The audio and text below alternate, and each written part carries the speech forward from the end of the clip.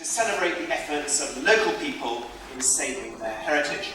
I'm Simon Thurley, and I'm the Chief Executive of English Heritage, and I'm standing in for Andrew Lloyd Webber, who was last night in Sheffield with Jesus, and he'll explain why.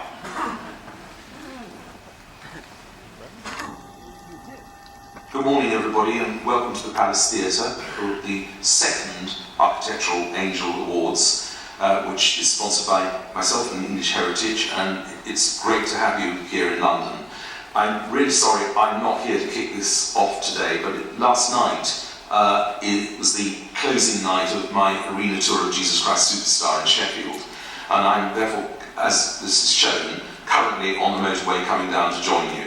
I hope you have a fantastic morning. The wondrous Claire Balding has agreed to present the show again this year, and her Olympian stint, I think, will once again be repeated today. Fantastic that we've got a great lineup of presenters. I'm really sorry I'm not here yet, but I will be, I promise you later. All the best and have a great morning. Just as I walked onto the stage, I gathered that Andrew is actually rather like the Phantom of the Opera in the building somewhere. He'll probably appear from a hatched door underneath our feet. Hopefully we'll have a see him later. So in 1998, English Heritage had a vision to change the future. A future in which the nation's heritage no longer disappeared quietly, neglected, torn down, overlooked and unappreciated. Because we started the Heritage at Risk Register to bring attention to the buildings that we were about to lose and to try and get something done about them. In the course of this, we brought people together: owners, local authorities, heritage groups, funders, English heritage experts, craftspeople, and of course, volunteers. What has impressed the judges, looking through the 200 or so applications to the Angel Awards this year, is that the enthusiasm for our heritage comes from all ages, all places, all faiths, and all backgrounds.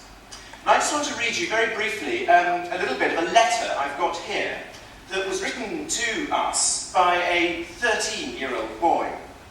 "Dear sir," it says, "I am very concerned about the state of ancient monuments. I've been making a tour of the buildings on the Welsh border, and in the course of this, 2 or 3 horrible examples of decaying buildings were visited. The first was Usk Castle." He goes on to explain a little bit about that. He then says an even worse example can be seen at Clun. The castle here is owned by the parish council and it's in a terrible state. The keep, which is somewhat unique in that it uses one side of the motte as a wall, stands almost at full height, but a huge split has appeared from top to bottom. This letter was actually written on the 30th of August, 1961. And the 13-year-old who wrote it was Andrew Lloyd Webber. I read it out.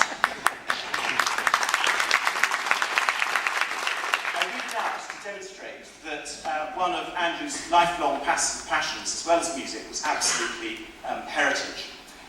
And it's tremendous that he has agreed to sponsor these awards and also to be one of our judges. And just before we start, I'd like to thank and introduce my fellow judges. Their enthusiasm and support for the Angels has been invaluable. And we're really delighted that almost all of them are with us today. So, ladies and gentlemen, a round of applause, please, for author and broadcaster Melvyn Bragg.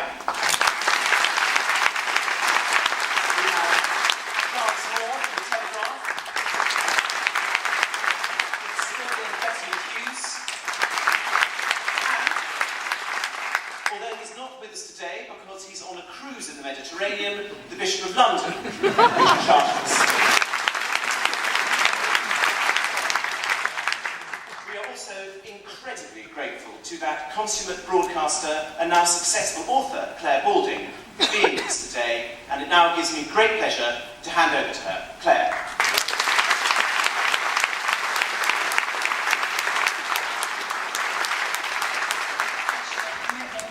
For all of those of us that don't have a particular skill, we can bring those things to a project, but this is about the craft, about the incredible technique that people have, the work they put in. We have there, from the skills of former shipbuilders on the Tyne employed on the raw time of a Victorian station, to the painstaking workmanship needed to restore the grotto, via the superb vernacular craftsmanship lavished on the barn and the timeless skills of the stonemasonry at Blenkinsop Castle. The judges were severely challenged by what they called the chalk and cheese, whelks and steel variety of these angel contenders. Bettany said that Gary Simpson and his son at Blenkinsop Castle proved heritage isn't something other people do, it's what you do yourself. And all were impressed by the fact that Gary has not only rescued a castle, but founded a flagship company, a social as well as historical legacy. Melvin called Tynemouth a spectacular transformation which will affect so many people's lives morning and evening as they go in and out of something wonderful. Simon Thurley called the work on the Shell Grotto totally and utterly astonishing. To present the angel for craftsmanship, I am delighted to introduce Charles Moore, author, journalist and former editor of The Telegraph.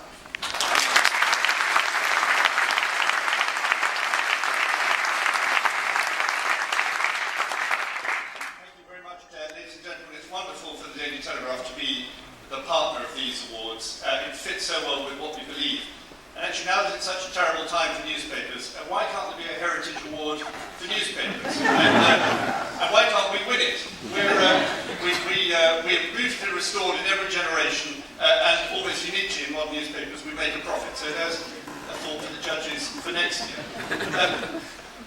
Like the young Andrew Lloyd Webber, as a boy, I was very interested in heritage, and I wanted to find a definition of its value.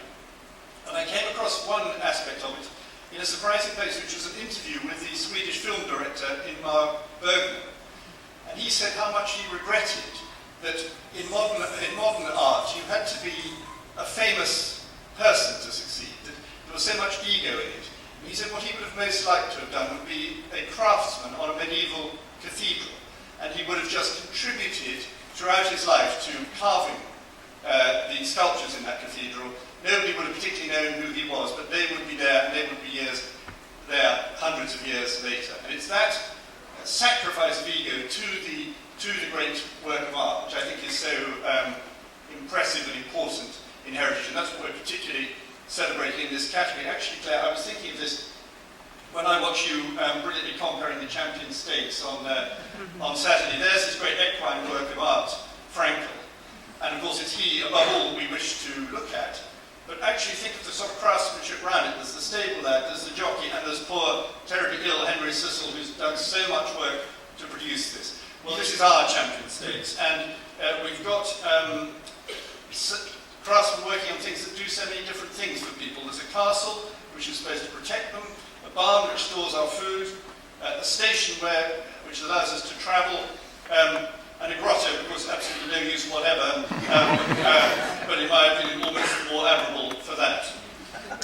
Very hard to choose.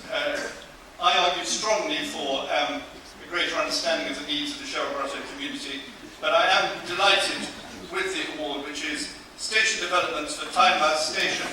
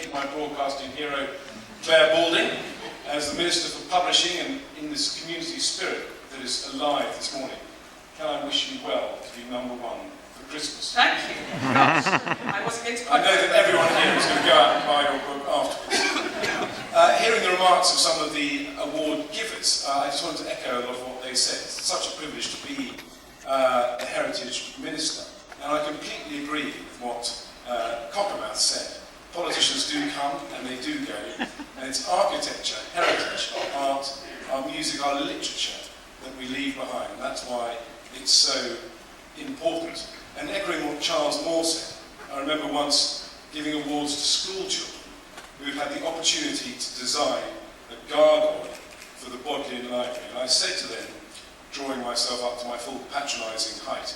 I said, I don't think you realise quite what you've done and how jealous I am, because generation after generation, your children, your grandchildren and your great-grandchildren will be able to come to this incredible building, look up and see something that you created. It's amazing.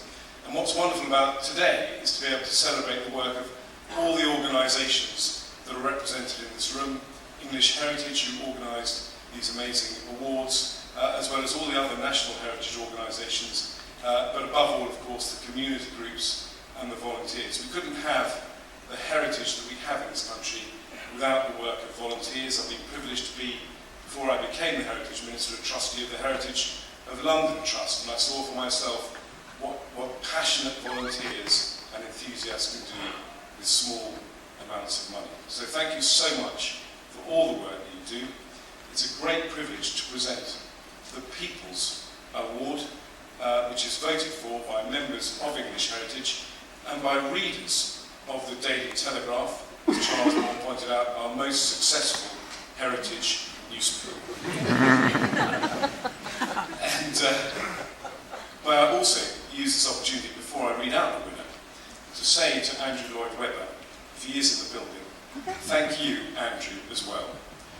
What you've done in helping get these awards off the ground is absolutely fantastic.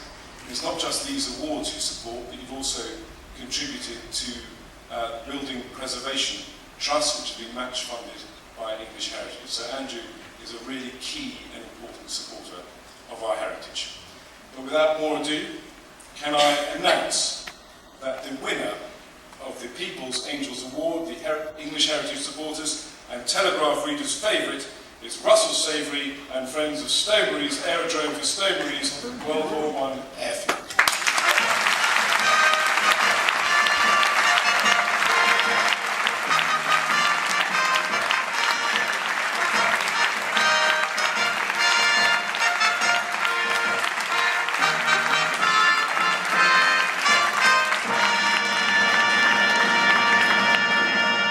Russell Savoury and Jackie Longman coming to the stage to receive their award from Ed Vasey.